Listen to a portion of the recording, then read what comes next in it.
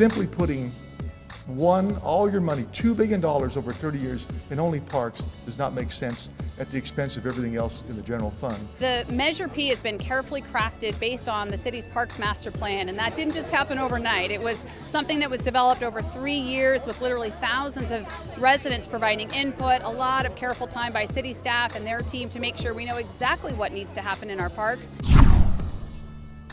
But I believe that there's no way that we can make 2 consecutive election cycles. And remember, down the road, we have Measure Z and Measure C, and the library tax also coming for renewal. So I think it overloads the voters. Great parks is a great indication of a city that's on the rise. And we know from our polling that, gosh, people love this measure. They want to see every neighborhood to be safe, clean, make sure there are quality parks there. And for about $3.25 a month, I think we're going to find that people are excited about Measure P, and we're anxious to get this passed November 6th.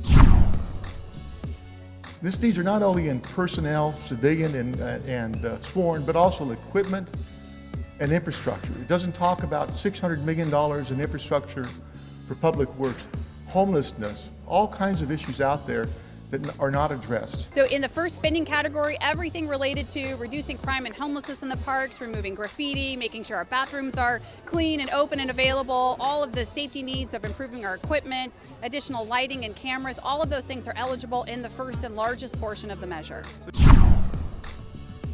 You know, we're very concerned about safety in our parks, and so making sure we have additional safety personnel in and around our parks is an eligible expense. So it's up to the city to determine how they want to appropriate these dollars to make sure our parks are safe, but it's certainly eligible, and we'll trust our police chief and our mayor to determine how best to do that. What ultimately it does to me is limit my ability to utilize those police officers in the manner in which we need to on a citywide basis. And regardless of whether or not they're able to provide officers to us for the parks, it would restrict their use. We don't focus on response times to calls for service, how long it takes us to answer a 911 call, the investigative follow-up. All of those things are lacking in our department.